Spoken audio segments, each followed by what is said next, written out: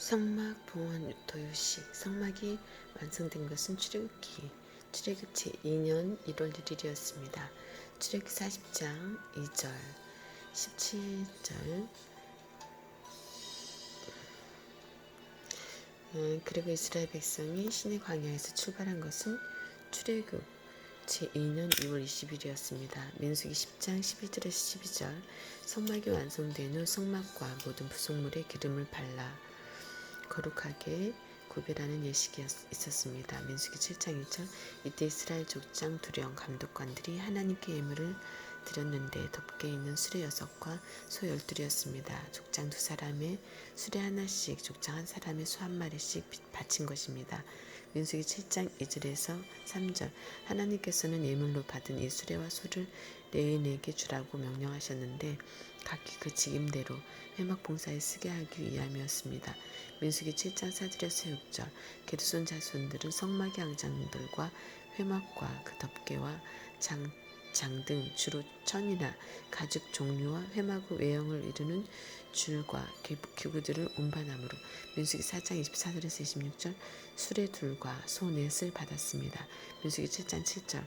무라리 자손들은 게르손 자손들이 운반하는 것보다는 무거운 장막의 널판들과 그 띠들과 그 기둥들과 받침 등 회막의 골격을 형성하는 모든 기구와 그것에 쓴 물건들을 운반함으로 민수기 4장 29절에서 32절.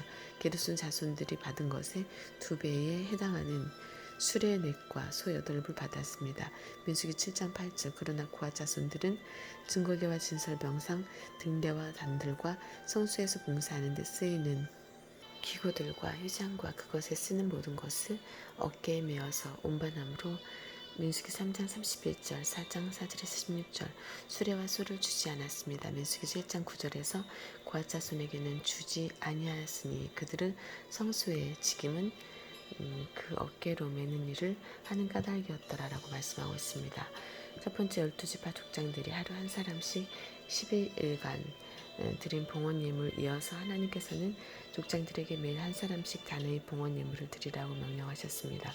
민수기 7장 10절에서 11절에 단에 기름을 바르던 날에 족장들이 단의 봉헌을 위하여 예물을 가져다가 그 예물을 단 앞에 드리니라. 여호와께서 모세에게 이르시기를 족장들은 하루 한 사람씩 단의 봉헌 예물을 드릴지니라 하셨더라고 말씀하셨습니다. 여기 봉헌은 히브리어로 하누카트이며 입에 넣어 맛보게 하다라는 의미를 지닌 하나크에서 유래하여 계시하다, 낙성식을 하다라는 뜻을 가집니다. 성막 봉헌식은 하나님께서 이스라엘 백성 가운데 그들의 왕이요 통치자로서 즉위하시는 공적인 예식과 같은 것입니다.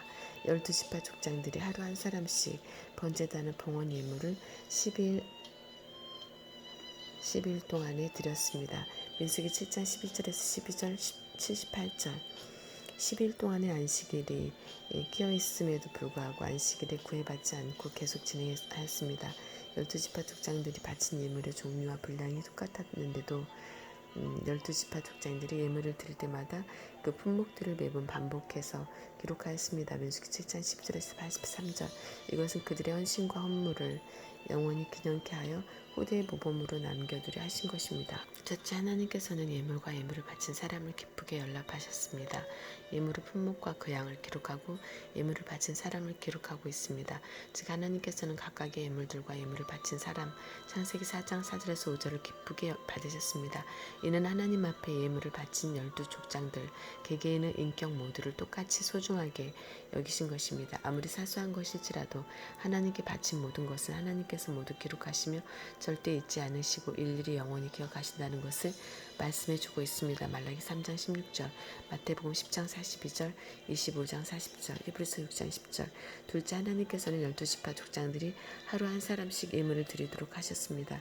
민수기 7장 11절에 여호와께서 모세에게 이르시기를 족장들은 하루 한 사람씩 단의 봉헌 예물을 드릴지니라 하셨더라라고 말씀하고 있습니다. 여기 족장들은 하루 한 사람씩에 해당하는 히브리어는 다음과 같습니다. 나시 에하드 라욤.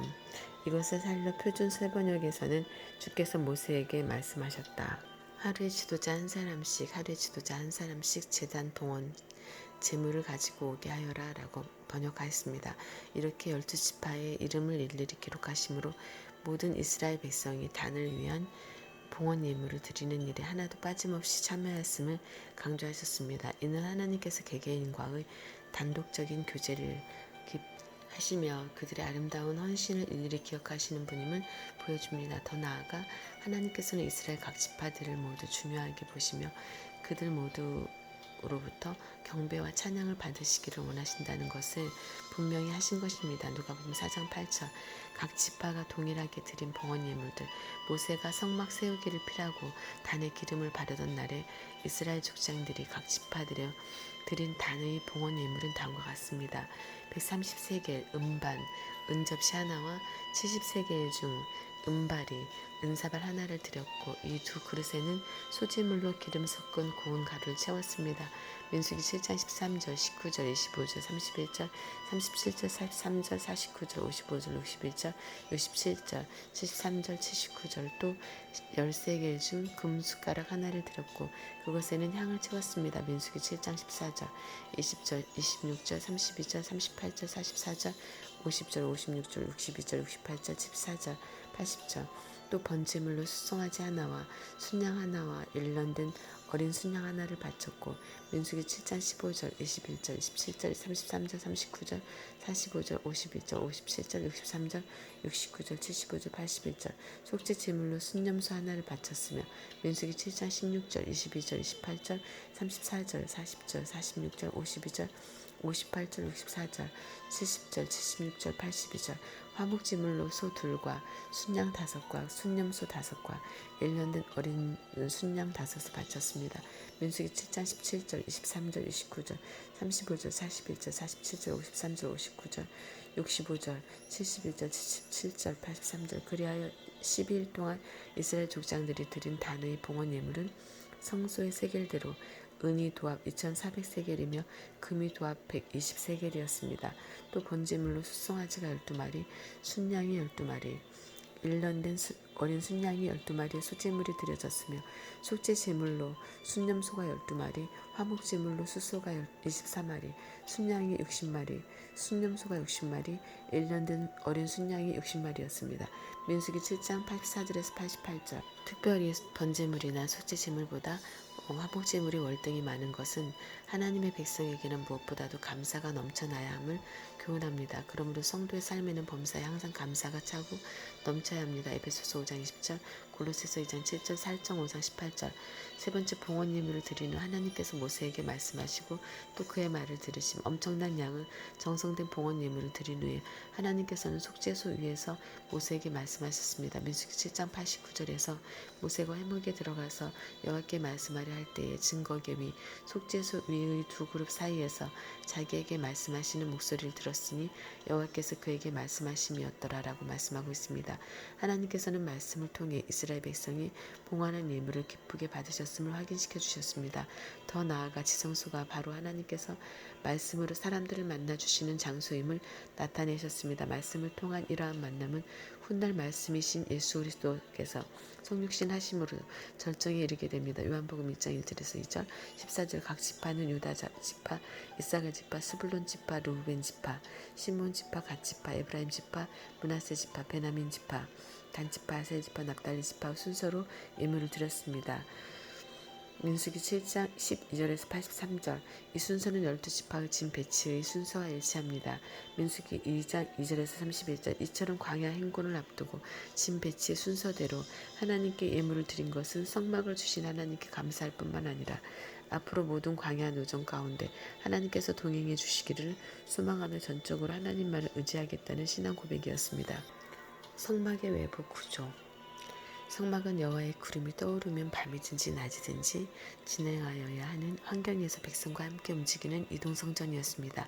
민수기 9장 17절에서 23절 이스라엘 백성 광야 생활 동안 새로운 환경을 계속해서 이동해야 했고 그때마다 성막을 거두고 운반하고 다시 설치하는 일이 수없이 반복되었을 것입니다. 그러나 성막은 조립과 해체를 수없이 반복해도 그 쓰임새에 아무런 문제가 없도록 고안된 특수 건축물이었습니다. 쉽게 해체해서 옮길 수 있고 다시 신속하게 세울 수 있는 형태였습니다.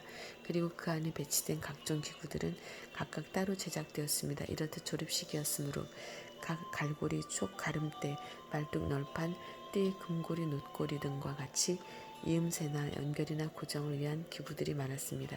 또한 해박 건물이나 기둥에는 은받침이나 놋받침을 놓아 기초를 삼았습니다. 이렇게 조립식으로 설계되고 지어진 성막 외부와 내부의 구조물들은 아주 견고했습니다. 광야라는 거친 환경에서 풍우에 흔들리지 않고 상하지 않을 만큼 내구성과 안정성이 뛰어났습니다. 이렇듯 튼튼하게 잘 지어진 성막은 솔로몬 성전이 건축되기까지 약 486년 동안이나 이스라엘 백성에게 예배의 처소가 되었습니다. 성막의 각 구조물에 설계는 어느 한 가지도 빠짐없이 세밀하게 기록되었고 그 수치는 모자람이나 남음이 없이 매우 정확하였습니다. 하나님께서 명령하신 대로 지어진 성막은 광야의 상황에 맞게 구성되어 모든 면에서 전혀 부족함이 없었습니다. 하나님께서 친히 설계하시고 보여주신 식양은 비록 복잡하게 보일지라도 그 속에는 인간이 측량치 못할 크고 놀라운 하나님의 사랑이 담겨 있습니다. 더 나아가 그 속에는 하나님께서 예수 그리스도를 통해서 타락한 인류를 구원하시려는 놀라운 구원의 섭리가 세밀하게 나타나 있습니다. 포장 울타리 칼리엘 출애굽기 38장 16절. 울타리의 모습. 성막들의 울타리의 기둥을 남편과 북편으로 20개씩 세웠으며 동편과 서편으로 10개씩 세웠습니다. 그리고 10개의 높이 5규빗 2.28m의 세마포로 된 포장을 쳤는데 각 방향별로 장을 쳐서 서로 이었습니다. 성막의 외부 구조 50규빗 22.8m 5규빗 2.28m 100규빗 뜰문 기둥 4개, 놋받침 4개, 기둥 3개, 놋받침 3개, 기둥 20개, 놋받침 20개, 10규빗, 30규빗, 10규빗, 20규빗, 성소는 20규빗, 지성소는 10규빗, 총 30규빗 성막 길이가 폭은 10규빗, 50규빗, 15규빗, 20규빗, 15규빗, 기둥 20개, 놋받침 20개, 기둥 10개, 놋받침 10개, 기둥 3개, 놋받침 3개. 성막들 울타리에 쓰인 기둥과 놋받침은 총 60개입니다. 남쪽에 광이 100규빗, 45.6m의 세마포장을 치는데 기둥이 20개이고 그 받침은 놋이었습니다. 출애굽기 27장 9절에서 10절, 38장 9절에서 10절. 북쪽의 광이 100규빗의 포장을 치는데 기둥이 20개이고 그 받침은 놋이었습니다. 출애굽기 27장 11절, 38장 11절. 서쪽의 광이 50규빗, 22.8m의 포장을 치는데 기둥이 10개이고 받침이 놋이었습니다. 출애굽기 27장 12절, 38장 12절.